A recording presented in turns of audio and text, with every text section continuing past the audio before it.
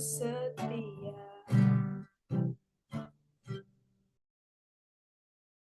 Dulu kan saya belum tahu kebenaran. Tapi begitu saya sebelumnya baptis itu digembleng dengan pendalaman Alkitab, dengan ada usaha dari gembala sidang atau pembawa firman Tuhan itu sebagai pendeta itu memberikan satu wawasan yang begitu luas mengenai firman Tuhan, bagaimana itu Yesus Kristus, bagaimana bagaimana. Ya udah Pak, itu udah momen itu Pak paling yang berkesan. Sebab di luar itu Pak, saya tidak menemukan Pak. Di luar itu tidak pernah menemukan seumur hidup saya Pak. Begitu. Itu. Jadi apa itu ya? Apa yang Ko Afi bilang di luar itu tidak menemukan momen seperti itu di dalam hidup Ko Afi? Apa itu? Ya itu Pak yang saya setelah dibaptis Pak ada damai sejahtera, sukacita, ada kelegaan. Jadi saya itu Pak kayaknya beban saya terlepas dari segala sesuatu yang memberatkan hidup saya Pak. Oke, saudara, saya dapat keyword kata kunci ya. Dan ini sering saya dengar dari orang-orang ya. Beberapa kali ya saya dengar juga dari 2, 3, 4 hari yang lalu, bahkan mungkin seminggu terakhir ini saya dengar di live ya, di platform yang lain teman-teman, bahwa orang menikmati dan merasakan itu dibebaskan dari beban ya, terlepas dari beban gitu ya. Nah, menarik kan saudara? Beban seperti apa itu? Dan pertanyaan lain adalah, apakah kemudian Ko Afi udah nggak punya beban hari ini? Tentu jawabannya juga tidak gitu. Jadi pasti spesifik, pasti sesuatu yang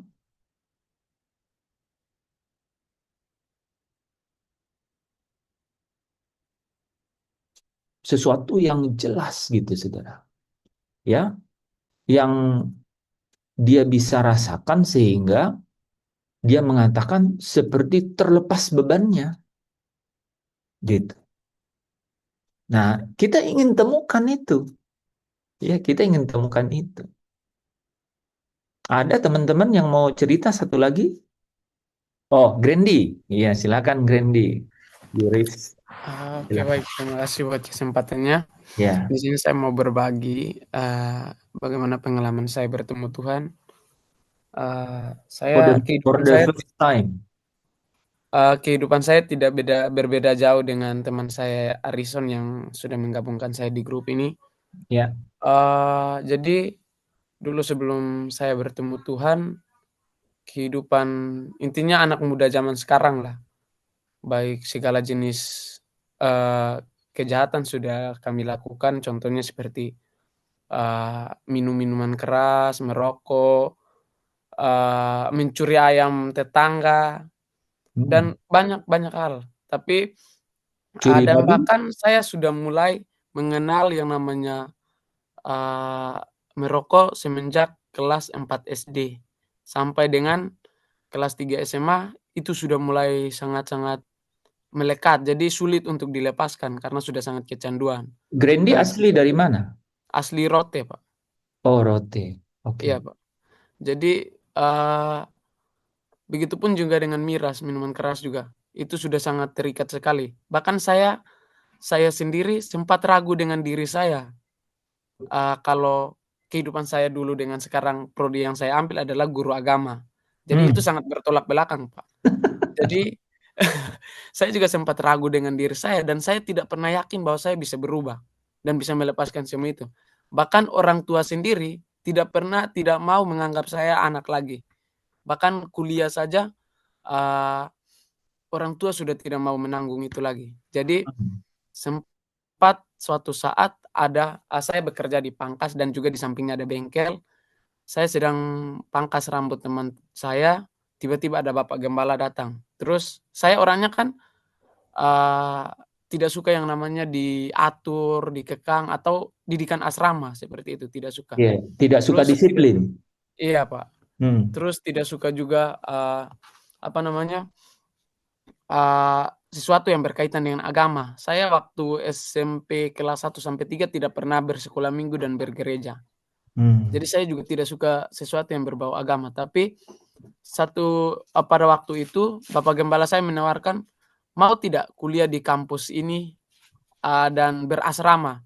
Terus saya tanpa pikir panjang langsung iyakan.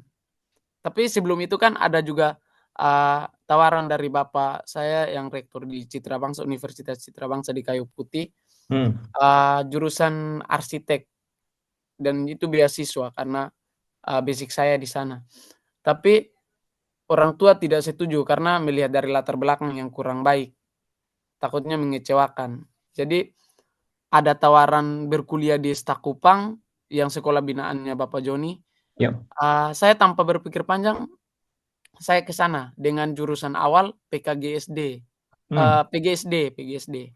Jadi karena ke sana prodinya belum dapat, hanya ada 2, PAK dan teologi. Lalu saya mengambil PAK tapi belum mengerti apa itu PAK. Jadi masih terus melakukan aktivitas seperti yang di Rote, contohnya merokok, minum.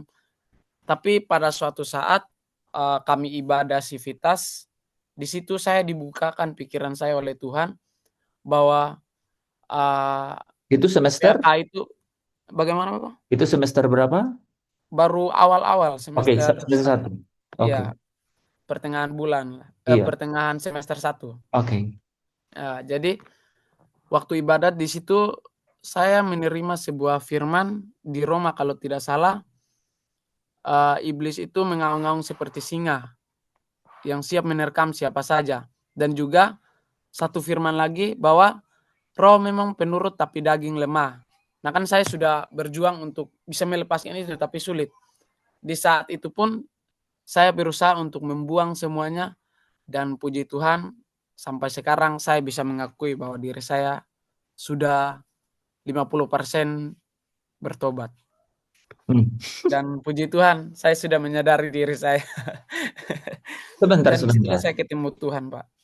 Sebentar. Jadi bentar, ceritanya Grindy membuat penasaran karena ada kata 50%. Tapi sebelum emang apa kan Grindy kan tidak suka berbau agama kan? Berarti kan apa yang berbeda gitu? Ketemu apa, suasana seperti apa gitu? Apakah itu pelarian atau gimana ceritanya? Gitu. Ada pengalaman pribadi? Iya, jadi yang pertama saya awalnya kan mengenal Tuhan, contohnya seperti di gereja saya kan dulunya Gemit. Nah, sebenarnya saya bukan membeda-bedakan gereja sih, cuman gini yang saya tangkap kan kamu dipangkas rambut. Iya, Pak. Di situ pasti kamu masih belum suka mengenai yang berbau agama, toh? Iya, seperti guru agama. Saya kan pernah benci guru agama, Pak. Saya bayang itu Pak Pendeta datang maksudnya untuk pangkas rambut. Memperbaiki motornya, Pak. Terus Oh, di cerita sama samping. bapak sama mama. Iya. Di sampingnya. Iya, Pak. Itu pendeta untung dia nggak ikut pangkas rambut ya. Iya, karena kalau dia pangkas rambut kan Grandy nggak suka yang berbau agama. Ini pendeta masuk pasti dapur rambut keluar dari pangkas rambut. Sulit dibayangkan ya. Tapi berarti kalian ngobrol kan? Iya, sempat ngobrol sama bapak, Ngobrol, mama. iya. Oke. Setelah itu dia ajak kemudian kenapa mau ikut? Ya kalau kenapa mau ikut mungkin karena lebih ini ya. Mau coba yang Hal baru, Pak. mau coba yang baru nih. Saya juga pikir begitu. Cuman mau coba yang baru. Sebenarnya tidak ada daya tarik secara khusus kan, mau coba yang baru. Iya. Ketika masuk dan kemudian di tengah semester ada ibadah civitas akademika, ya. Iya, Pak. Apa yang terjadi? Di situ banyak firman dari yang disampaikan oleh pemimpin kami Bapak Joni. Itu banyak yang menyentuh hati saya. Karena gini. Apa itu? Contohnya firman seperti roh penurut tapi daging lemah. Kan saya pernah bergumul untuk kayak memang saya harus melepaskan. Tapi seperti hari ini dan 2 hari kemudian saya masih bisa bertahan, tapi hari berikutnya saya melakukan lagi seperti itu, Pak. Nah, Hmm. dari situ saya menyadari bahwa memang betul roh saya penurut. Jadi, di saat saya menerima firman, saya punya niat dan gairah untuk melepaskan, tapi, kelemahan saya di situ. Saya masih belum bisa, mengontrol keinginan saya seperti itu, Pak. Iya, tapi apa yang momen momen di mana Grandy itu benar-benar merasa ikut Yesus di mana?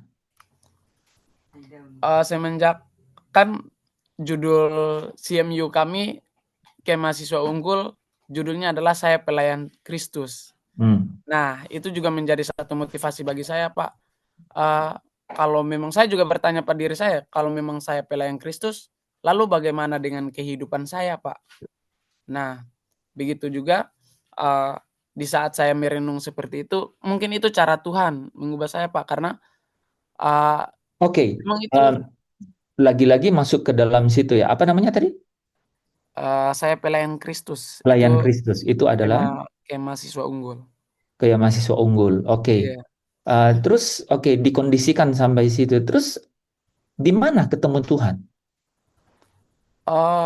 Yang di tadi sekitar akademika itu sebenarnya kan ketemu Pak Joni, iya, toh? Pak, Oh. iya, Terus Pak Joni cerita sesuatu yang seolah-olah bersentuhan dengan apa yang Grandy alami gitu kan? iya, Nah, terus di apa tadi? eh, apa tadi mahasiswa unggul? iya, Camp Mahasiswa Unggul. Ya, apa itu? Ketemu apa di situ? Nah, itu kan kami ada juga kayak ibadah-ibadah sebelum Ketemu apa? ini, ketemu, Ibadah. jadi mungkin saya ketemu Tuhan bukan secara langsung, Pak, tapi seperti, melalui dari kehidupannya Bapak Joni. Contohnya, eee, ada beberapa hal yang menyentuh hati saya, gitu, Pak. Contohnya. Contohnya kayak Pak Joni kan bilang, kalau kita mau menjadi pelayan Kristus, berarti kita juga harus memancarkan kehidupan Kristus dalam kehidupan kita. Hmm. Nah, dari situ, kami didoakan.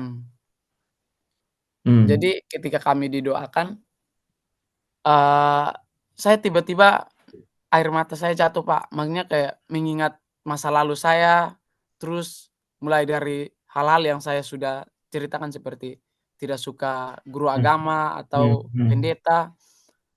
Nah, di situ Tiba-tiba. saya merasa bahwa, eee, walaupun saya benci dengan orang-orang pelayan Tuhan, tapi di situ Tuhan masih menyayangi saya dan memberi saya masa depan, di situ, Pak. Dan Jadi mau dipakai gitu ya. iya, Pak, benar, Pak.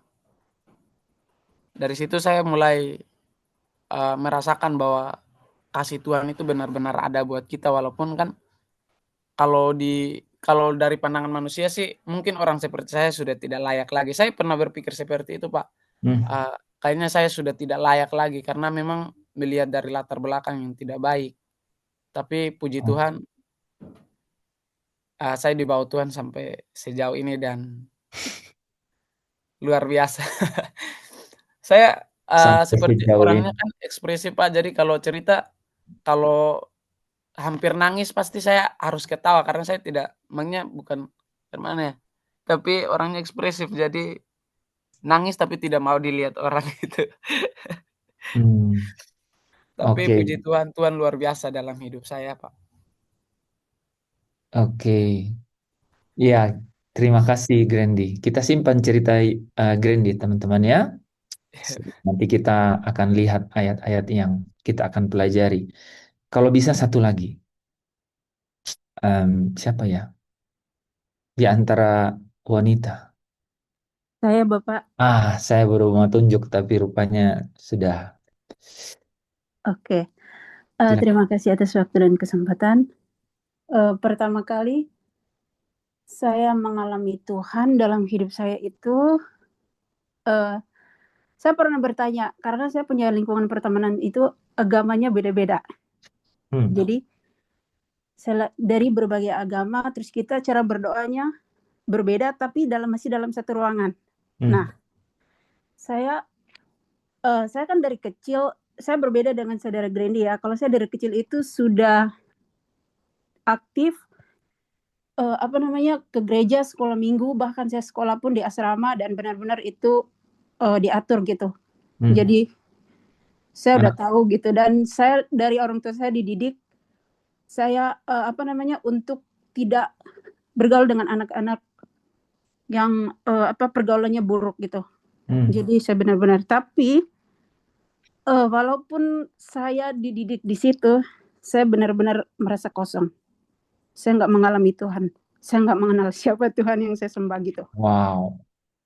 Akhirnya saya bertanya gitu, saya duduk gitu, apa sih sebenarnya tujuan saya hidup di dunia ini gitu.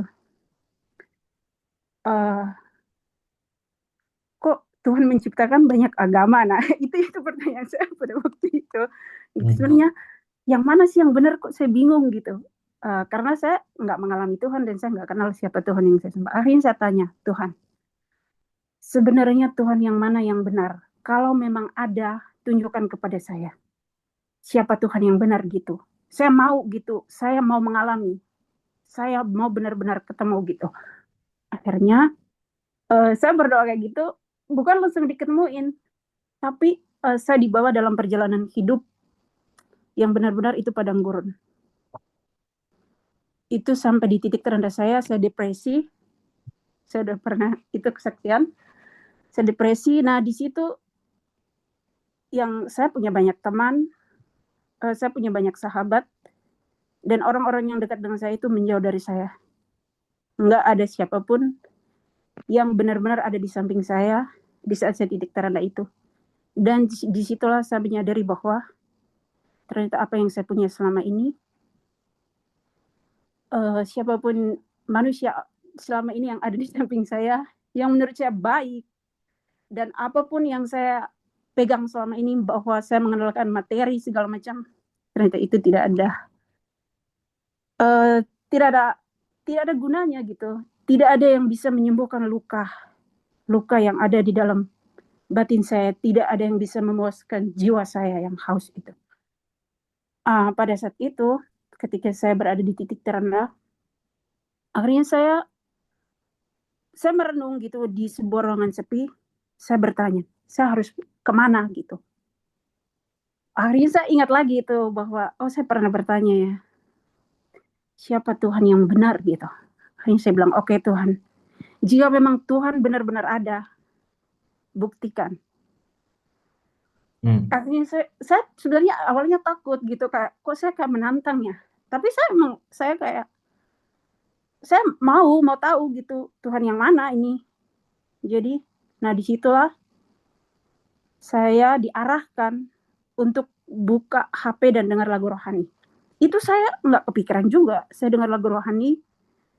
Nah, lagu rohani yang saya buka itu yang semuanya mengungkapkan isi hati saya, kehausan jiwa saya itu benar-benar tertuang dalam setiap lirik, syair-syairnya itu saya menangis, saya menuangkan isi hati itu lewat lagu itu kepada Tuhan gitu. Dan dari situ saya diarahkan untuk baca firman. Saya menemukan beberapa ayat, karena di situ ada nomor telepon Tuhan katanya gitu, nomor telepon Tuhan. Kok bisa? Aku bilang, kok Tuhan sekarang kayaknya canggih ya, bisa ditelepon gitu. Ternyata pas dibilang nomor telepon Tuhan itu, yang saya buka itu semua ayat firman. Itu yang tentang akola, yang tentang pokok anggur, terus kasih, terus masih banyak lagi deh. Yang Yosua 1, saya masih ingat, Mazmur 23, Mazmur 27. Di situ pokoknya Roma 13 itu yang kasih itu, terus 1 Korintus 13 ya. Terus Markus 10 itu yang masih nomor telepon Tuhan, dan saya baca itu, ternyata saya seperti menggenapi itu, firman itu.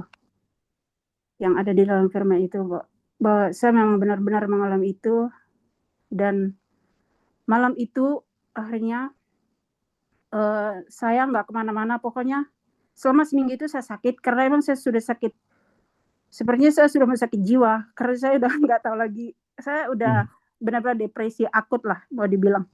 Saya udah nggak tahu lagi yang namanya manusia, pokoknya udah depresi akut gitu. Akhirnya saya malam itu saya berdoa, malamnya selama malam itu saya puji-pujian, saya baca firman. Pas di tengah malam saya tidur, saya mimpi. Di dalam mimpi saya datang sosok yang berjubah putih tapi penuh cahaya gitu, datang. Itu dalam mimpi gitu. Dan sosok itu cuma tersenyum sama saya gitu, tapi itu dalam mimpi. Ketika saya bangun, saya merasa semua luka saya itu pulih. Saya nggak mengalami semua kegalauan, depresi saya itu hilang. Semua masalah. Cuman dalam malam itu, ketika saya cuma melihat senyum itu, dan saya pengennya malam itu saya punya kerinduan saya untuk ikut sosok itu. Saya kayak, wow, kayaknya saya nggak pernah mengalami, gimana ya, apa yang di dunia itu nggak ada yang nggak bisa diungkapkan gitu dengan kata-kata gitu. Saya kayaknya, kayaknya saya kalau ikut gitu kayak, kenapa nggak bawa saya gitu. saya kayak menyesal gitu, kenapa nggak bawa saya gitu sekalian. Padahal saya cuma lihat senyum loh, cuman baru senyumnya doang udah menyembuhkan. Dan saya besok paginya udah ibaratnya udah hidup baru gitu, kayak semua luka saya. Mulai dari situ saya mulai punya iman, saya mulai menemukan bahwa ternyata yang saya cari itu adalah Tuhan Yesus. Di situ saya mulai mulai hidup baru lah, mulai lahir baru saya. Saya mulai meninggalkan semua tentang apapun dunia gitu. Saya sudah mulai akil balik. Saya mulai akil balik dari situ. Saya mulai meninggalkan yang lama. Saya mulai menata hidup baru mulai dari situ. Saya mulai di momen itu yang menurut saya saya kalau kayak merasa saya di saat untuk saya udah mulai kalah gitu, misalnya dengan kedagingan, saya akan ingat momen itu. Dan mulai kayak, saya nggak bisa, saya harus ini, karena saya sudah mengalami itu gitu. Berapa kali saya jatuh bangun, saya tetap menang gitu. Jadi momen itu yang membuat saya sebagai senjata dalam hidup saya di saat saya di padang gurun itu. Dan masih banyak lagi sebenarnya. Dari situ mulai membuka pintu satu persatu sampai puji Tuhan sampai saat ini. Tapi titik balik saya ketemu Tuhan Yesus itu di saat titik terendah saya. Ya, terima kasih Bapak. Luar biasa. Ini udah dari kiri ke kanan udah ada semua nih. Terima kasih Elsa. Dimulai sama Ko Afi tadi ya. Ada sesuatu yang tiba-tiba terlepas gitu dari dirinya ya, beban yang terlepas. Nah, sebenarnya ketemu dengan pengalaman yang dicerita Elsa barusan ya. Teman-teman, beban itu sebenarnya adalah kekosongan. Tuh, ya, beban itu adalah kekosongan. Ya, kekosongan itu adalah saudara dan saya itu tidak punya pegangan gitu, nggak punya dasar gitu. Jadi mencari dan mencari gitu, ya. Dan mencarinya pasti di luar dirinya gitu, karena di dalam tuh kosong gitu, ya. Supaya tidak mungkin keseruannya ada lagi yang mau cerita? Kebetulan saya punya 2 hari.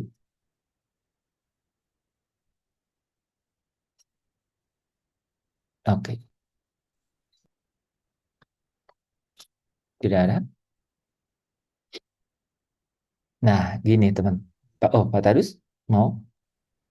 Kalau ada kesempatan saya bisa sharing. Oke. Sebenarnya memang saya cari satu hal lagi. Tadi Elsa udah kasih clue, tapi kalau ada yang mau cerita silakan. Dan ini kalau ini yang saya cari, kalau ini salah satu poin yang belum tersampaikan ya. Ini menarik loh teman-teman. Ini menarik. Grandi cerita satu poin gitu ya. Ko Afi tadi itu poin 1 itu diperjelas sama Elsa, tapi ada satu poin lagi gitu. Baru kita lihat ayatnya. Silakan Pak Tadis. Baik, shalom semua. Shalom Pak, shalom. Baik, terima kasih untuk kesempatan saya ingin share perjumpaan pribadi saya dengan Tuhan Yesus. Saya lahir dari keluarga Kristen karena memang ayah ibu saya Kristen. Tapi begitu sampai dengan SMP baru saya menyadari bahwa sampai satu titik saya begitu sampai di SMP itu saya begitu giat sekali kegiatan di gereja, ikut semua ibadah, ikut semua paduan suara, vokal group, semua kegiatan rohani saya ikut. Tetapi semua kegiatan itu saya ikut dengar firman Tuhan, tapi tidak ada satupun firman itu saya mengerti. Jadi dengar habis itu, ya selesai. Begitu habis ibadah ya firman juga selesai. Oke. Tidak ada satupun yang nyangkut di pikiran, di hati, tidak ada. Oke. Sampai satu titik di SMP kelas 1, saya mengalami ketakutan karena ini kalau saya mati kemana, keadaan saya jadi seperti apa. Dan itu bertahan sampai dengan saya selesai SMP. Lalu karena saya beberapa kali putus sekolah sehingga saya harus kerja di proyek cari uang untuk mau sambung sekolah. Sampai dengan tahun 90, saya diajak untuk ikut sebuah KKR KKR seminar tentang hidup berjemaat yang dilayani oleh Pak Edi Leo dari Jakarta. Lalu pada momen itu ya memang seperti yang tadi dibilang Elsa, kekosongan itu memang saya alami betul-betul kosong. Semua ikut acara rohani, saya ikut semua, tetapi saya seperti tidak hidup begitu. Hidup tapi rasanya tidak hidup. Lalu ketika saya mengikuti acara KKR di hari kedua, baru firman itu menyentuh di hati saya. Saya baru merasakan ada sesosok yang begitu mengasihi saya. Lalu sepanjang firman itu dari awal saya hanya menangis saja. Lalu tiba-tiba saya merasakan di samping saya itu ada yang hadir. Lalu saya merasa itu Tuhan hadir di samping saya. Lalu berkata di telinga saya, carilah dahulu kerajaan Allah dan kebenaran, maka semuanya akan ditambahkan kepadamu. Lalu ketika firman itu saya dengar dan itu membuat saya semakin hancur ini hati, semakin saya tidak tahan lagi. Ya. Saya sudah tidak malu lagi, harus berteriak menangis, dan merasa dosa-dosa perjalanan saya itu ditelanjangi dan saya butuh keselamatan. Lalu tiba-tiba saya merasa ada tangan yang mengangkat sesuatu dari kepala saya, diangkat. Seperti ada kain yang menyelubungi kepala saya itu diangkat. Lalu begitu diangkat, baru pikiran saya bisa terbuka dan mengerti seluruh firman Tuhan, kebenaran firman Tuhan. Jadi lalu sejak saat itulah saya baru merasakan, saya baru tahu ini di mana saya punya hidup yang baru, saya lahir baru, saya ketemu dengan Tuhan, dan hari itu hidup saya berbeda, berubah. Dan ketika saya ke sekolah, ya omongan saya juga berbeda. Saya tidak suka lagi bergaul dengan teman-teman yang bergaul seperti anak-anak muda, harus bangga dengan kehidupan mereka yang suka berpacaran lalu ganti-ganti pacar. Itu menjadi kebanggaan. Dan itu saya tidak suka. Jadi setiap hari saya ke sekolah, saya bawa Alkitab. Istirahat, saya kumpul teman-teman, saya mulai sharing firman, kesaksian. Dan itu saya lakukan sampai saya tamat SMA. Begitu saya tamat SMA, lalu saya tes di Kupang, di Undana lulus 2 fakultas. Lalu di UGM juga lulus, sehingga saya harus berdoa, memilih. Saya bilang, Tuhan ini saya mau kuliahnya kemana? Ya Tuhan suruh harus ke Jogja, tapi saya bilang secara manusia tidak mungkin karena tidak ada uang sama sekali untuk pergi ke Jogja. Lalu saya ambil waktu semalam, saya berdoa, lalu saya bilang, Tuhan bilang harus cari dahulu kerajaan Allah dan kebenaran, maka semua akan ditambahkan. Maka saya ingin buktikan ini firman, apakah ini betul atau tidak. Sehingga dalam kemustahilan saya memutuskan untuk berangkat ke Jogja. Dan ketika saya putuskan berangkat ke Jogja, keluarga besar saya bilang saya gila. Karena itu hal yang mustahil dan tidak mungkin di tahun itu, 90. Tetapi karena saya pegang itu firman dan terbukti, dan waktu di Jogja saya deal dengan Tuhan satu malam itu bahwa saya ke sana bukan kuliah, tapi saya mau belajar mengenal Tuhan. Saya mau melayani Tuhan. Dan sampai di Jogja itu yang saya lakukan. Jadi nomor satu, saya gila-gilaan cinta Tuhan, melayani Tuhan. Menginjil di kampus, memenangkan banyak orang, maka salah satunya Dekrit yang masukkan saya di grup ini. Yaitu sama-sama di mana saya merasakan Tuhan itu luar biasa. Benar-benar ada, benar-benar nyata sampai dengan hari ini. Mungkin saya tidak bisa lanjut lagi, Pak. Terima kasih. Terima kasih ya. Teman-teman,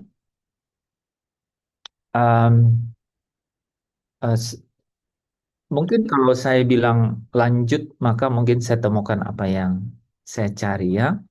Tapi memang begitu. Kita mulai dari apa cerita-cerita ini ya, yang sudah teman-teman dengar. Bapak Ibu Saudara yang dikasihi Tuhan, ya. Sekali lagi saya katakan bahwa ketika saudara buka mata dan melihat kehidupan itu, maka saudara pasti diperhadapkan dengan situasi, kalau tidak dalam satu hal, di dalam banyak hal, bahwa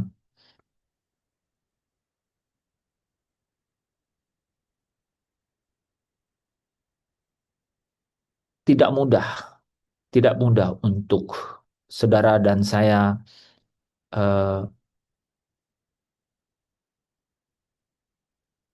memiliki hidup yang bersih, ya, memiliki hidup yang suci dan terus harus menjawab semua tantangan yang ada di depan saya dan saudara, gitu. Bahkan tanpa berpikir seperti itu,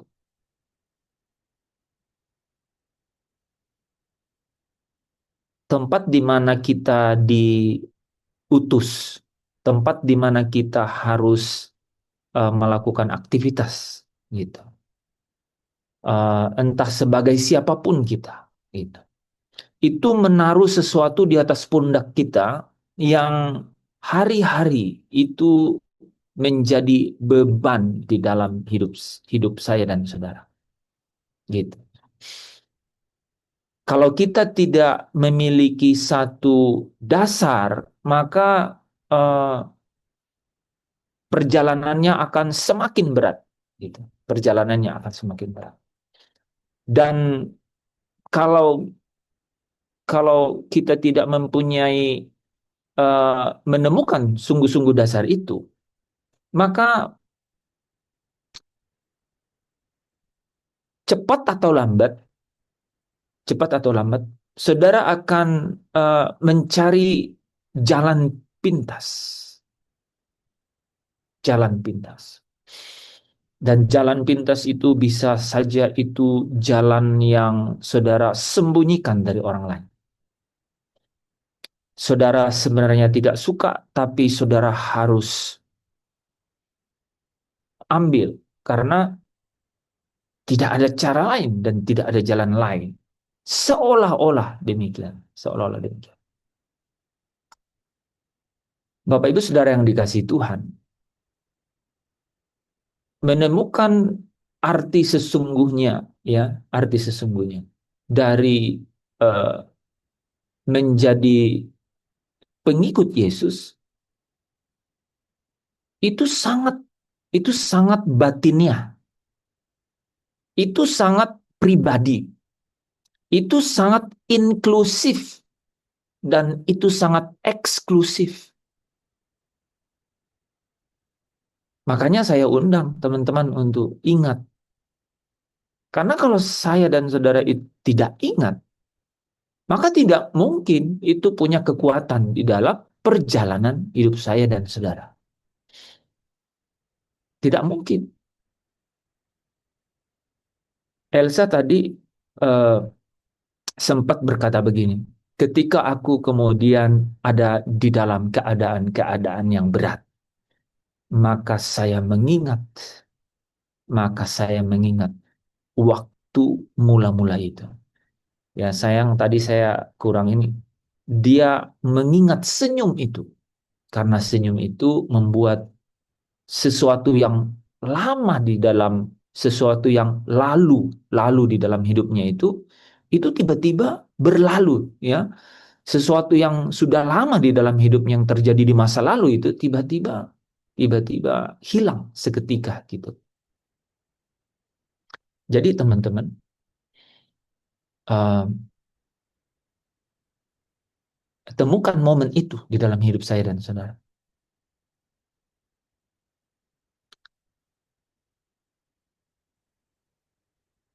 Tadi Grandy itu jujur. Dia bilang 50%. Dan mungkin memang begitu. Kalau saya dengar dari ceritanya, masih terus mencari, saudara. Masih terus mencari. Jadi Kristen itu belum tentu ketemu momen itu. Belum tentu. Gitu. Dan ketemu momennya juga, saudara bisa bayangkan. Ketemu momennya juga belum tentu momen yang sungguh-sungguh dimaksudkan itu. Belum tentu. Ini yang saya rindu, saya dan saudara itu sungguh-sungguh mempunyai pengalaman itu secara pribadi. Ketika Roma pasal 1, ya teman-teman, ayat yang ke-17 berkata, yang bertolak dari iman. Bertolak dari iman. Artinya ada satu titik tolak, ada satu titik dimulai.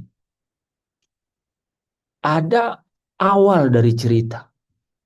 Ada awal dari cerita. Awal dari cerita ini begitu penting. Kalau tidak pernah punya awal ini, tidak punya awal ini, tidak mungkin punya cerita-cerita yang sama berkali-kali dalam hidup. Nah, itu tadi yang saya ingin cari. Saudara mungkin bisa lupa yang awal itu. Tetapi karena apa? Karena apa? Karena punya berkali-kali pengalaman yang mirip dalam hidup. Itu bisa lupa jadinya. Yang pertama itu kayak apa? Saking berulang-ulangnya terjadi dalam hidup saudara. Saudara jadi samar gitu. Yang pertama itu yang mana? Nah, gambaran ini teman-teman. Gambaran ini itu seperti yang dinarasikan oleh Rasul Yohanes di dalam Injil Yohanes pasal yang keempat. Ketika Yesus bertemu dengan seorang perempuan itu di sumur. Pertama dia ingin datang untuk menimba air. Air apa? Air yang di sumur. Ini bagus. Itu cerita Grandy tadi.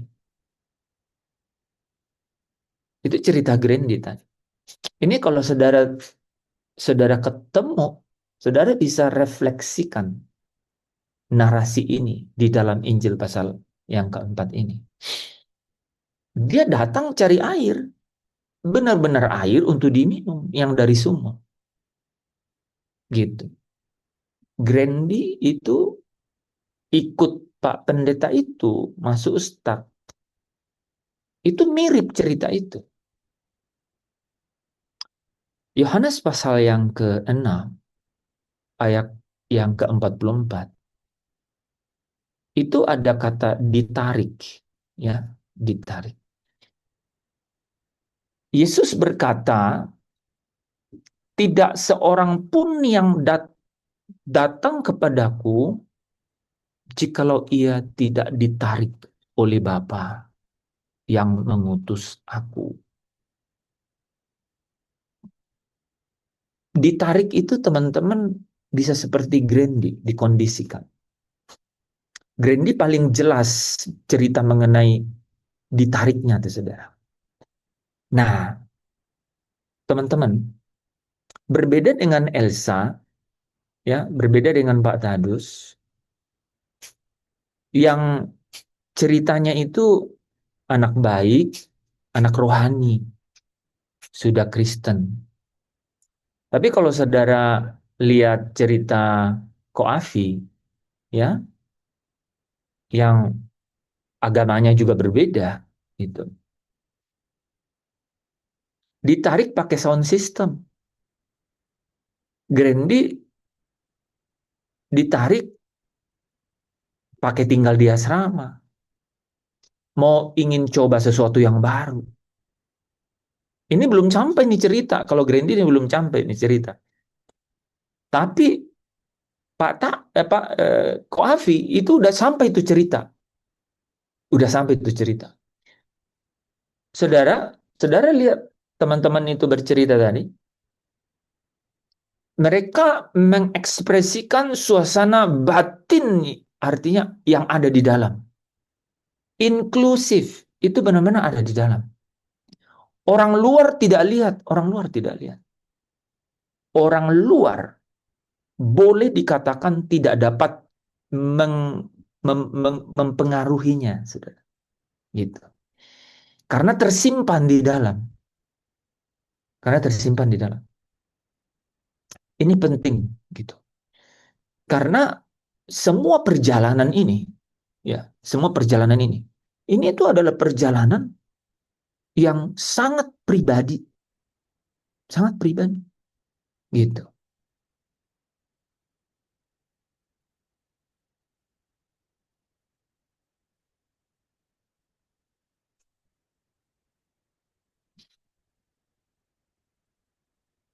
Dan karena sangat pribadi, saudara, semua urusan yang bisa membuat diri saudara terintimidasi, saudara memiliki potensi untuk bisa kuat.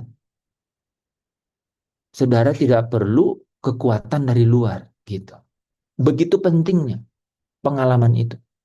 Begitu pentingnya dasar itu. Jadi ini bukan, saudara, ini bukan pengalaman, saudara, yang saudara rasa-rasa. Nah ini nih, saudara, penting nih. Ini penting. Ini itu dalam tatanan teologis itu disebut ontologis. Ini dalam tatanan teologis ini itu disebut ontologis. Artinya kaitannya itu dengan natur atau keberadaan. Natur atau keberadaan. Jadi ini bukan hanya masalah secara etis dilihat dari luar, secara normatif bisa dirasa jadi ekspresi, bukan. Ini itu adalah campur tangan ilahi, saudara. Ini yang orang tuh, saudara, ya. Orang tuh gak dapat percaya, sulit untuk percaya. Makanya setiap orang yang menerima ini harus terus diingatkan bahwa ini tidak semua orang terima. Tidak semua orang terima. Tidak semua orang terima. Dalam Injil Yohanes pasal yang ke-6 tadi, saudara, itu diulang di ayat yang ke-65. Ya. Tetapi Yesus berkata, sebab itu telah kukatakan kepadamu. Jadi dia ulang tuh yang di ayat 44 tadi. Ya. Di ayat 44 tadi katakan Yesus berkata, tidak ada seorang pun yang dapat datang kepadaku jikalau ia tidak ditarik Bapa. Nah, di ayat 65 dia ulang. Lalu ia berkata, sebab itu telah kukatakan kepadamu. Telah kukatakan kepadamu. Tidak ada seorang pun datang kepadaku kalau apa? Bapa tidak mengaruniakan kepadanya. Jadi, kalau saya terus terang bertanya nih kepada kita semua, harusnya pertanyaan begini. Saudara benar-benar sadar nggak dan tahu nggak kapan Tuhan itu benar-benar mengaruniakan kepada saudara untuk datang kepada Yesus? Itu pertanyaan Alkitabiahnya tuh begitu. Saudara sadar nggak tuh kapan sungguh-sungguh saudara mempunyai pengalaman itu dalam hidup gitu. Nah, sekali lagi saya katakan teman-teman, ini bukan secara normatif yang bisa dijelaskan saja, gitu ya, seperti cerita-cerita tadi, gitu ya. Tapi ini memang secara ontologis, artinya secara natur itu memang terjadi, ya, terjadi di dalam jiwa seseorang, di dalam jiwa seseorang. Sehingga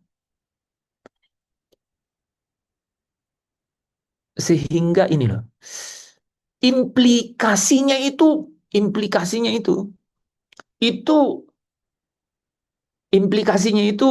surga yang atur, saudara. Ini implikasinya itu langsung surga yang turun tangan. Itu saudara tahu nggak itu? Ya, implikasinya itu ini agendanya surga itu, saudara. Itu saudara bisa tahu nggak? Gitu. Itu, ya. Dunia, penguasa dunia itu tidak dapat itu, saudara, ya, mengubah status saudara itu. Nggak bisa, ya. Tidak bisa, ya. Karena apa, saudara? Karena surga sudah membuat sesuatu di dalam apa? Di dalam orang itu. Di dalam orang itu. Kenapa? Karena surga menurut perintah Bapa, orang itu dikaruniai. Orang itu dikaruniai. Gitu. Nah, itu kan pengetahuan akan kebenaran. Tapi sungguhkah engkau benar-benar mengalami itu di dalam hidupmu? Itu. Saudara, di awal cerita tadi, Ko Afi umur 60 plus, ya, terseduh-seduh di depan saudara. Bisa bayangkan, gitu. Karena momen itu dia ingat, gitu. Tidak ada yang lebih berharga dari momen itu dalam hidupnya. Dia tahu, dia mengerti, gitu. Dia taruh harga tertentu untuk sesuatu itu. Dan dia berani bilang nggak ada yang lebih berharga dari itu. Di titik terendah, Elsa bilang apa? Di situ kutemukan senyum itu mengambil seluruh masa-masa yang lalu itu dalam hidup saya. Di titik terendah, di dalam kekosongannya, semua masa-masa itu, semua yang lalu itu, gitu, yang membawa hampir, ya, hidupnya itu tidak punya nilai, gitu, ya, seketika memiliki dasar yang kokoh. Jadi, saudara, sekalipun ya, memang surga yang kemudian mengagendakan untuk itu benar-benar terjadi dalam hidup kita. Jadi ini saudara ya, ini bagus karena Grandi cerita mengenai urutan prosesnya, gitu ya. Saudara, ketika Grandi bilang masih 50%, saya terenyuh, tetapi di satu sisi saya juga berdoa untuk itu. Karena saudara ingat nggak? Ya, Yesus berkata, tidak seorang pun, ya, dapat datang kepadaku kalau Bapa tidak menariknya datang kepadaku. Sekali lagi katakan, katanya, tidak seorang pun datang kepadaku kalau Bapa tidak mengaruniakannya.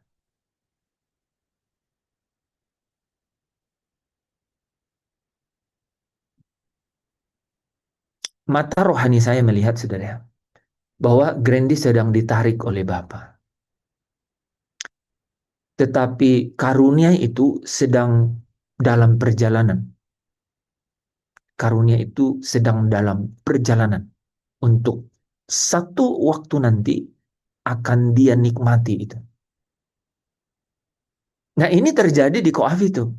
Ini terjadi di ceritanya Elsa. Gitu. Ini terjadi di Kalau Pak Tadu sudah berkali-kali cerita ini, saya tadi harapkan tuh ada sesuatu cerita yang nanti saya akan cerita gitu ya. Tapi mungkin sebenarnya dia mau cerita, cuman karena dia takut kepanjangan gitu ya. Dan tapi saudara ya, kita kembali ke poin itu ya, bahwa um, hidup ini itu, saudara, menghadapi hidup ini itu bisa dua arah, bisa dua arah.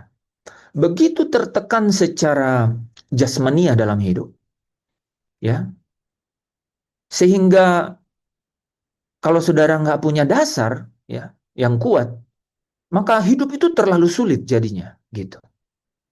Atau di sisi yang lain, di sisi yang lain, saudara memiliki hampir segala sesuatu untuk apa? Untuk mensiasati kehidupan itu, gitu. Ya, contoh yang saya maksud begini, saudara.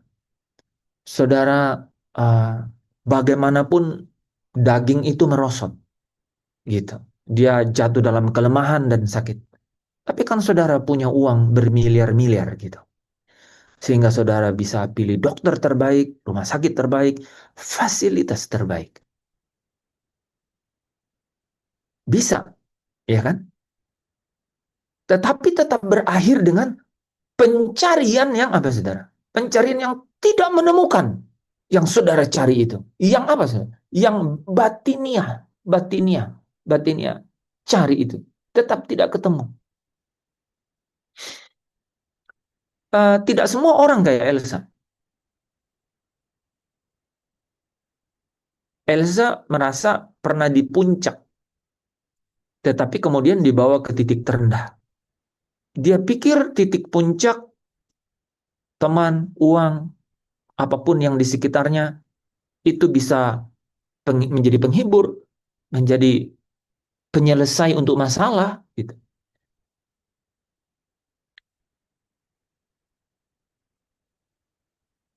Tapi mungkin udah menjadi cara Tuhan untuk membawa dia ke titik terendah, gitu. Sehingga menemukan, gitu. Sehingga menemukan Tuhan di sana. Tapi nggak semua orang seperti itu.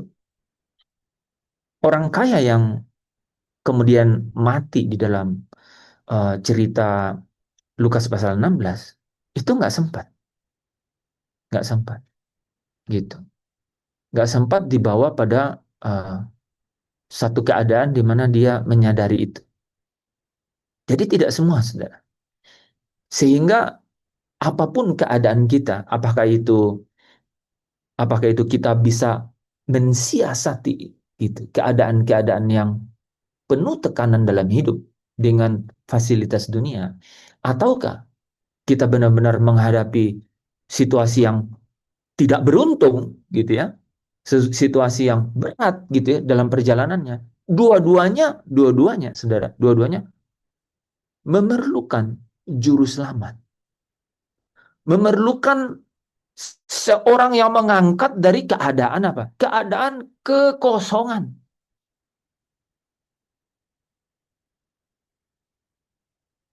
Dan yang merasa kosong itu batin. Yang merasa kosong itu adalah sesuatu yang di dalam, gitu. Mungkin tidak ada yang tahu, ya. Hanya saudara yang tahu, gitu. Makanya orang depresi itu nggak ada yang depresi bareng-bareng, gitu. Orang depresi, ya orang itu sendiri.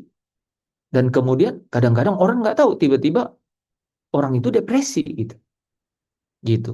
Itu bisa berlarut-larut, ya, bisa berlarut-larut, bisa dalam waktu yang sangat lama dan orang nggak sadar sampai orang itu sudah apa? Sudah ada di dalam keadaan yang gangguan kejiwaan, gitu. Karena apa, saudara? Karena memang ada di dalam. Hanya dia yang tahu sendiri. Saudara bayangkan nggak? Kalau sampai itu bisa di cover up, ditutupi, lukanya udah terlanjur berat. Udah terlanjur berat. Itu kalau benar-benar luka, saudara, sehingga akhirnya terlihat di luar dan diobatin. Tapi bayangkan nggak kalau nggak terlihat? Orang itu bawa terus, gitu. sampai dia selesai waktunya di dunia. Tidak ada kesempatan. Tidak ada kesempatan untuk apa? Untuk bisa ditarik oleh Bapa datang kepada pertemuan, perjumpaan dengan Kristus itu. Nah, jadi saudara, cerita Grandi tadi itu mirip-mirip dengan wanita yang datang benar-benar mencari air. Kata Grandi, coba yang baru, gitu. Bahkan di dalam khotbah Pak Pendeta Joni di Civitas Academica itu nyenggol-nyenggol gitu, nyenggol-nyenggol gitu, saudara. Ya, ada keadaan masa lalunya yang kemudian kok kayak ya kayak ini nih cerita gue gitu masa lalu gitu. Ya, itu itu seperti ditarik jadi ada ya. Ini seperti pertemuan itu ya. Dia udah ketemu ya, dia udah interaksi kan. Wanita itu kan nanya, adakah engkau lebih besar dari Bapa kami Yakub? Gitu. Ceritanya bersentuhan, bersentuhan gitu. Kan Yesus kenal siapa tuh Yakub, kan gitu. Udah bersentuhan tuh saudara. Ya, bahkan kalau saudara perhatiin masuk dalam apa tadi siswa unggul gitu ya. Ada lagi cerita lain gitu yang membuat apa? Tiba-tiba air matanya menetes gitu tanpa sadar gitu. Tapi dia jujur bilang 50% loh saudara. Ini menarik ya. Lanjut cerita yang di Yohanes pasal 4 itu teman-teman. Yesus berkata begini kepada perempuan itu. Dia bilang ini, air yang kau ambil dari sumur itu, kalau kau minum, itu engkau haus lagi. Kau haus lagi. Jadi Grandi, kalau teman-teman kita seperti Grandi ini, kalau fokusnya ya saudara ya, fokusnya sesuatu yang di luar gitu.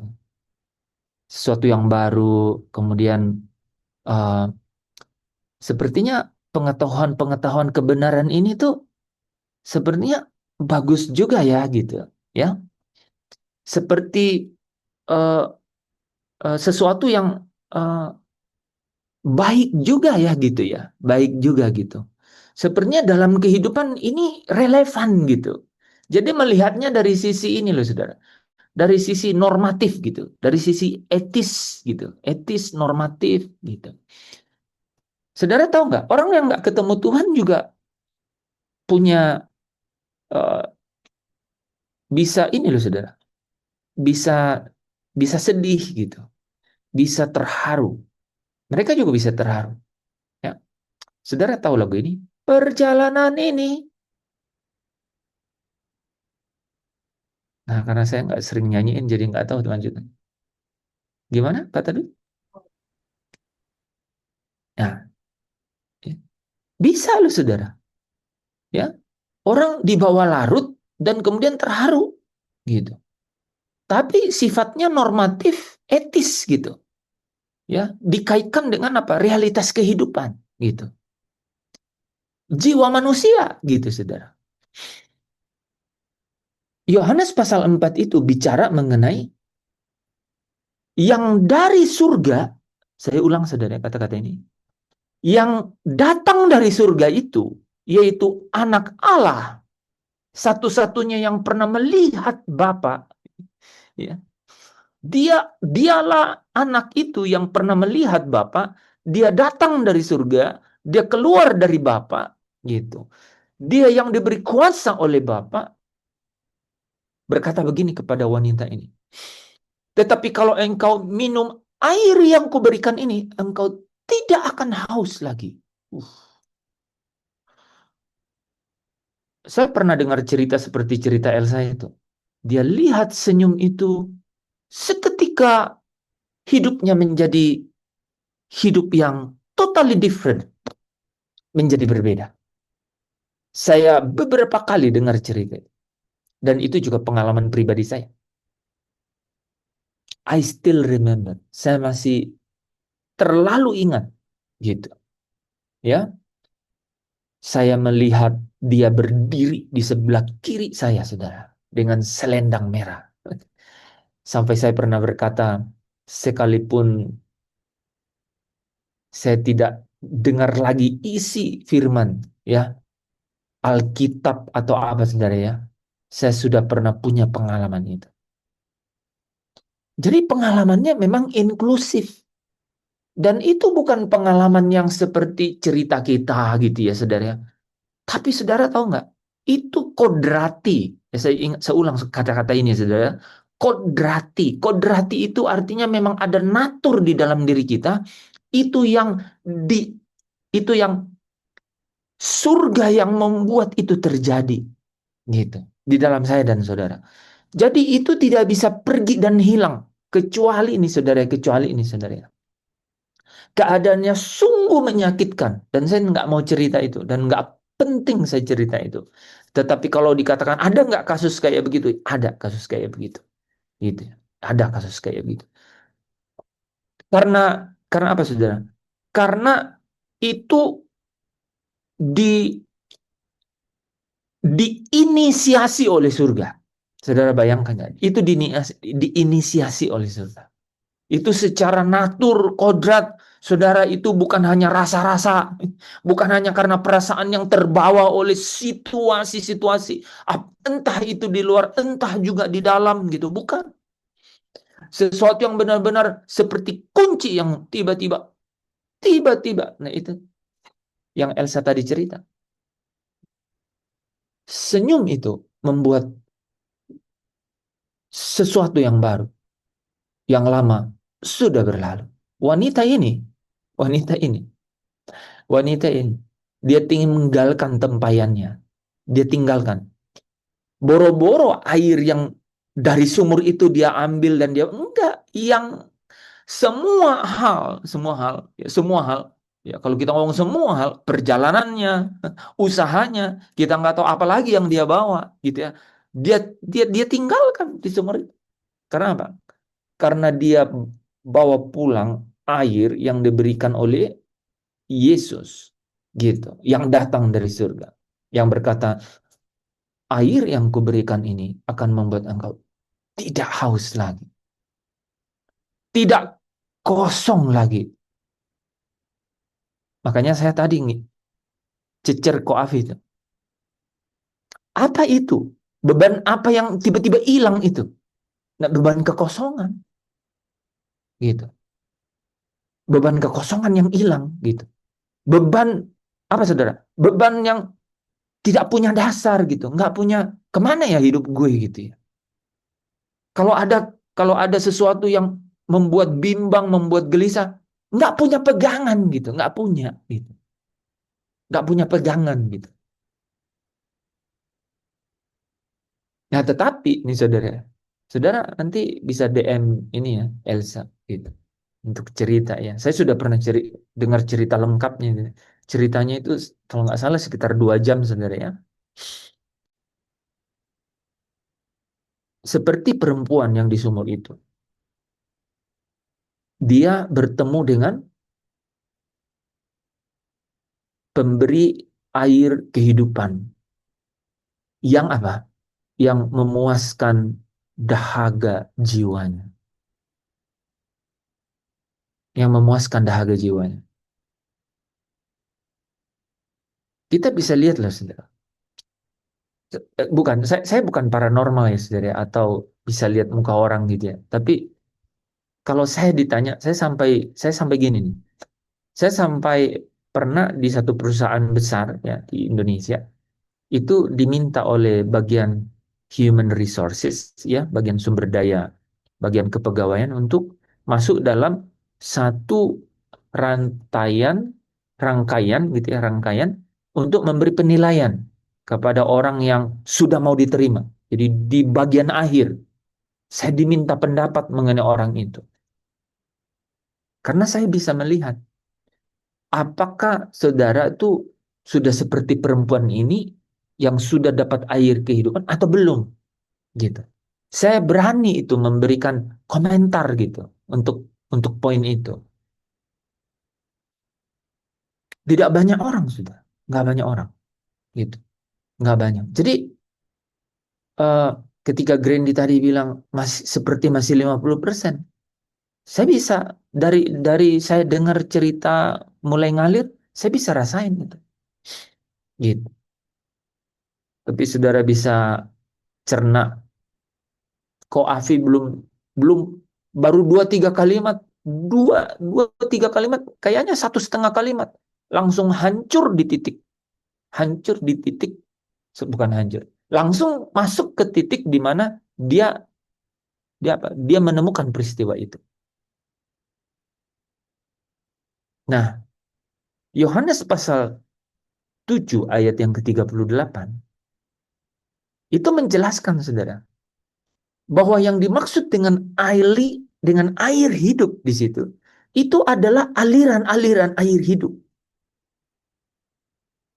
Dan yang dimaksudkannya adalah janji Bapa, gitu. Ya, janji Bapa yaitu apa?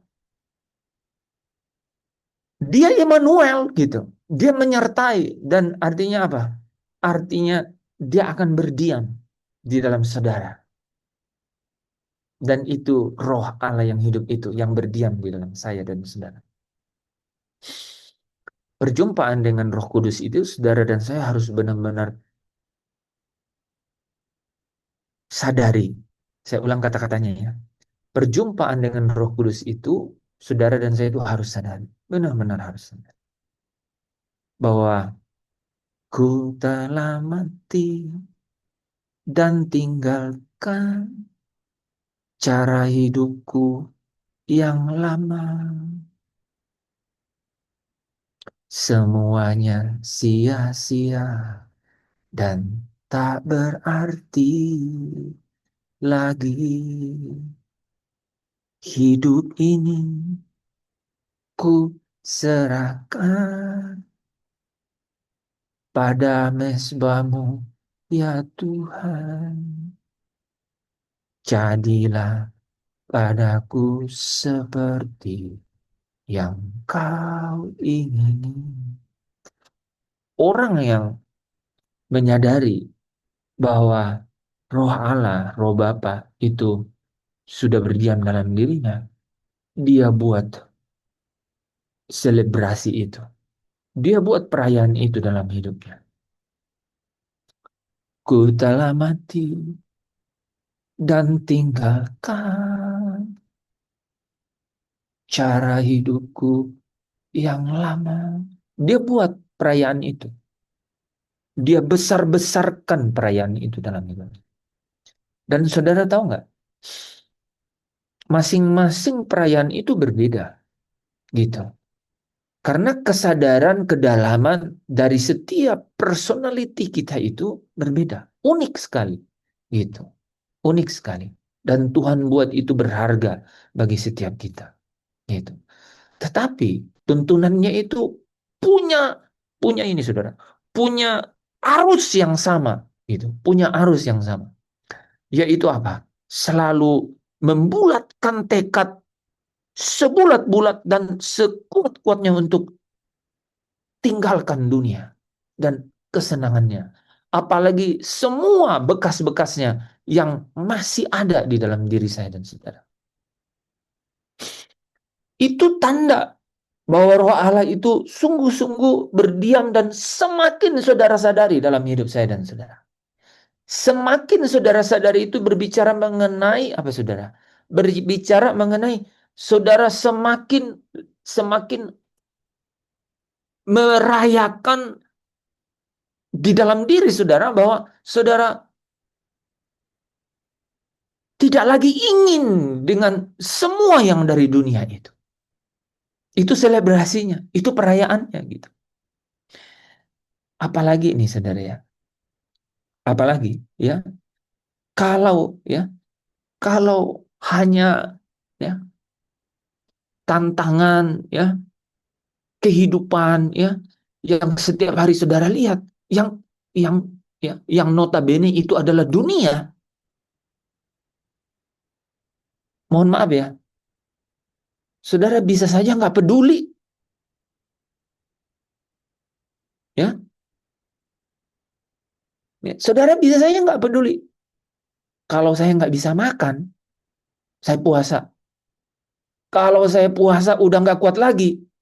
Kalau memang saya harus mati, aku mati. Aku mati bersama dengan kesadaran roh Bapa bersama-sama dengan aku. Sudah bisa renungkan Kak, situasi itu. Itu situasinya, saudara. Itu adalah situasi yang sangat ideal yang bisa terjadi dalam hidup kita. Kalau kita memiliki apa? Kesadaran akan kehadirannya di dalam hidup kita. Nah, harus saya tutup nih, saudara, karena kalau enggak nih, aduh ini masih dasar sekali. Untungnya kita bisa lanjut besok. Kepada perempuan itu, Yesus berkata begini, dan air yang kuberikan, yaitu maksudnya rohnya yang berdiam dalam hidup kita. Dia katakan apa, saudara? Akan menjadi mata air. Menjadi mata air. Dan mata air itu bicara mengenai memancar terus-menerus. Saudara bisa bayangkan kan? Ketika Roh Kudus itu menjadi dunamos, menjadi kuasa yang menggerakkan seluruh kehidupan saudara, maka saudara akan dibawa. Yohanes 1 ayat 16 berkata, dari satu kasih karunia kepada kasih karunia yang lain. Saudara akan menikmati berkali-kali berkata, berkali-kali, ya, berkali-kali saudara ditolong Tuhan. Berkali-kali saudara menikmati kasih karunia demi kasih karunia di dalam hidup saudara. Itu yang saya bilang tadi. Kadang-kadang saudara bisa lupa kapan pertama kali Tuhan menjamah saudara. Tuhan memeluk saudara. Karena apa? Terlalu banyak kesempatan, terlalu banyak keadaan, terlalu banyak peristiwa dalam hidup saya di mana dia datang dan menyatakan pelukan kasih-Nya. Dia datang membebaskan, dia datang membawa kelepasan dalam hidup saya. Karena apa, saudara? Karena apa? Karena air yang dia berikan itu menjadi mata air. Karena Roh Kudus yang berdiam di dalam saudara itu menjadi kuasa. Dan kuasa yang terus membawa saudara menikmati kasih karunia demi kasih karunia. Kasih karunia itu, saudara, ya, kesadaran akan kasih karunia itu membuat saudara memiliki pengharapan. Ya, saya nggak lanjut dulu ke situ, saudara. Itu kita bahas besok ya. Tapi kasih karunia ini itu memberikan saudara benteng yang tidak dapat benteng yang tidak dapat diruntuhkan oleh musuh apapun dalam dunia ini. Saya ulang ya, saudara ya. Benteng kasih karunia itu adalah benteng yang tidak ada musuh di dalam dunia ini yang dapat meruntuhkan benteng itu, saudara. Kecuali apa, saudara?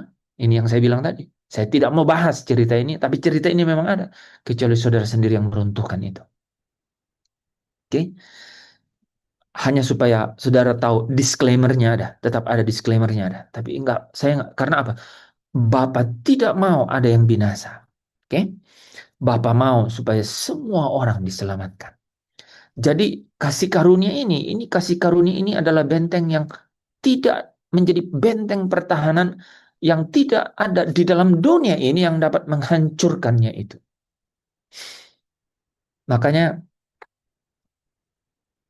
Yohanes 1 ayat 16 berkata dari kepenuhannya, ya, dari kepenuhan Kristus itu kita menikmati kasih karunia demi kasih karunia. Dan kepenuhan Kristus itu udah selesai. Kepenuhan Kristus itu adalah ketika dia mencapai kesempurnaannya sehingga Bapa meninggikan dia. Oh, haleluya. Dan menempatkannya di sebelah kanannya di surga. Di sana dia menjadi imam besar yang terus berdoa buat saya dan saudara supaya saya dan saudara dapat melewati padang gurun dunia ini. Saudara tidak ditinggalkan sendiri, tetapi ada Roh Allah yang diutus oleh Bapa di dalam namanya, di dalam nama Kristus. Gitu, saudara. Ya, yang akan menjadi apa, saudara? Menjadi jaminan untuk saudara. Untuk apa? Untuk dapat sampai di tujuan. Ingat, ada jaminan. Dan jaminan itu namanya Roh Kudus. Di bagian terakhir ini kita baca ya. 2 Korintus pasal 1 ayat 22. Siapa yang bisa baca?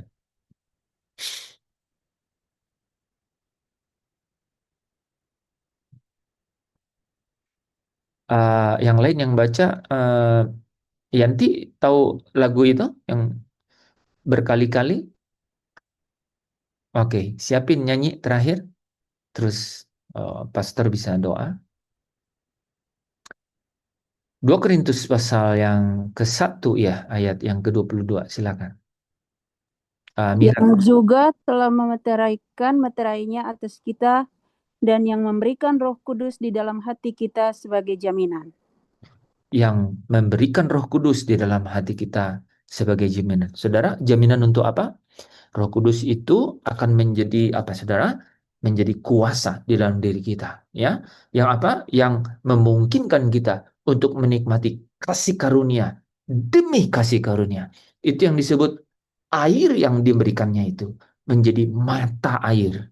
Artinya apa? Yang akan terus memancar menjadi sumber air, ya, yang akan terus memancar sampai kepada hidup yang kekal.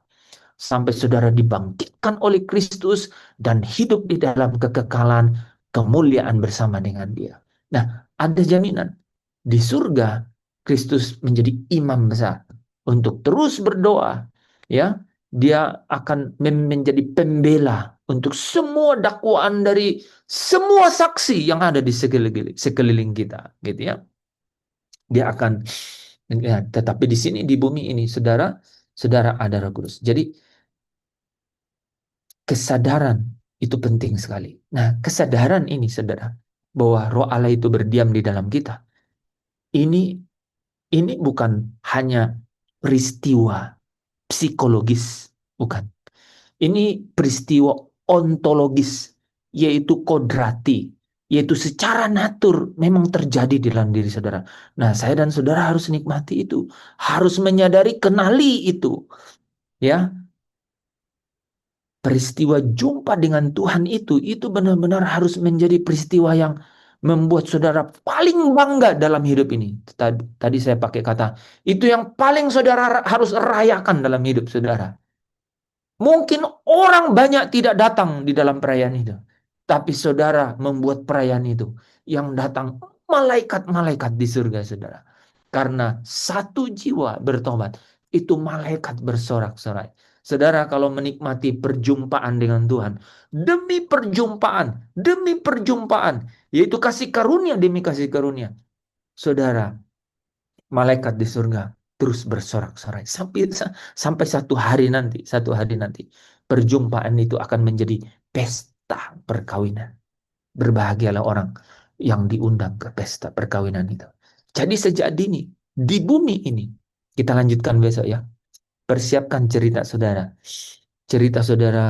menikmati kasih karunia itu. Roh Kudus saudara sadari dalam hidup. Ingat ceritanya. Kalau mungkin sudah dikubur oleh mimpi-mimpi, dikubur oleh tekanan-tekanan hidup, dikubur oleh peristiwa apapun, saudara coba ingat. Pernahkah cerita itu? Pernah nggak peristiwa itu? Pernahkah perjumpaan itu pernah terjadi dalam hidup saudara? Kalau belum, boleh bercerita seperti Grady. Mungkin lagi setengah jalan. Ingat ya, Bapa sedang menunggu. Tangannya terbuka, oh marilah. Ya, dia menunggu dengan sabar. Ya, kemurahannya itu berlimpah.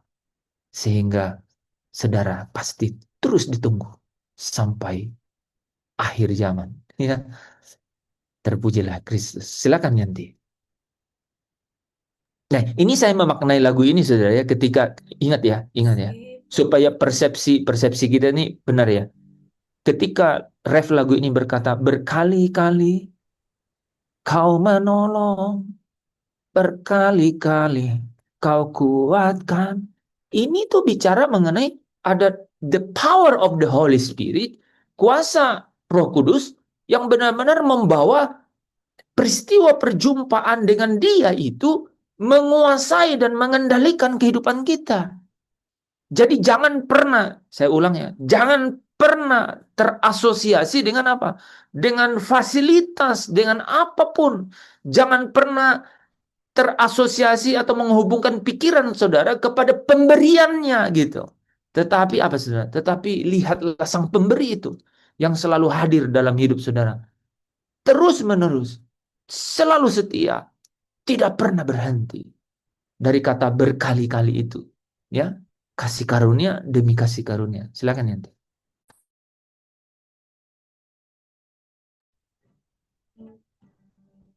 Meskipun Tuhan tak menolong, meskipun duri dalam dagingku, tetap memilih untuk percaya dan mengucap syukur.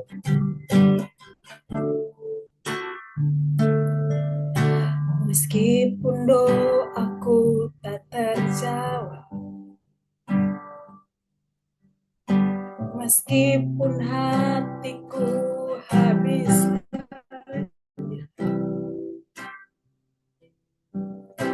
ku tetap memilih untuk percaya dan mengucap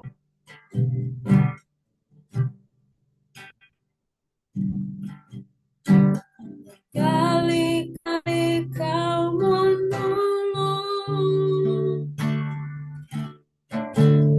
berkali-kali kau kuatkan dalam rasa sakit.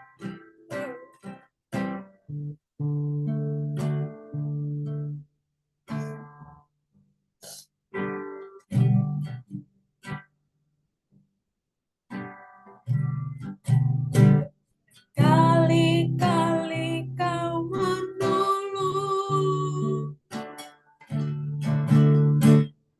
berkali-kali kau kuatkan dalam bakallah Engkau ada, Yesus setia.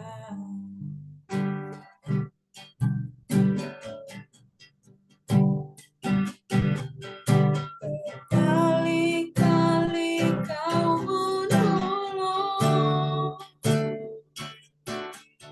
berkali-kali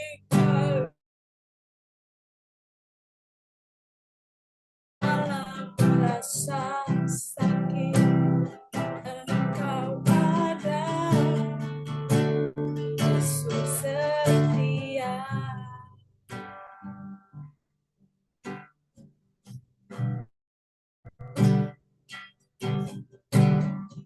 Kali-kali kau menolong, berkali-kali kau kuatkan dalam lembah gelap Engkau ada, Yesus setia. Dalam lembah gelap Engkau ada, Yesus setia.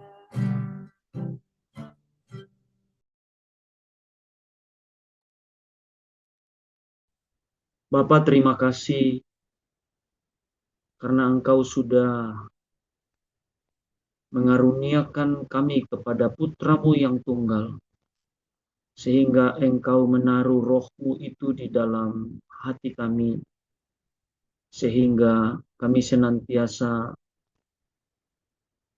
mengalami kehadiran-Mu itu di dalam setiap pribadi kami masing-masing. Kami ada hari ini karena Engkau yang memilih setiap kami. Bapa, terima kasih. Biarlah harta yang paling berharga ini membuat kami terus berubah dari hari ke hari untuk semakin menyenangkan hati-Mu ya Bapa di surga. Untuk kami semakin taat seperti Yesus taat melakukan seluruh kehendak-Mu. Dan biarlah bejana hati kami ini terus melimpah dan mengalirkan air-air hidup sampai ke dalam kekekalan. Bapa di surga, biarlah bejana hati kami ini terus Engkau penuhkan, terus tambah dan tambahkan lebih lagi, supaya hari demi hari kami semakin menyatu dengan Engkau. Terpujilah Engkau, ya Bapa kami di surga, di dalam Tuhan kami Yesus Kristus. Kami menerima semua yang Engkau berikan kepada kami malam hari ini, untuk kami sampai ke dalam rumah-Mu, ya Bapa di surga. Dalam nama Tuhan Yesus, saudara yang dipenuhkan malam hari ini, bersama dengan saya kita katakan,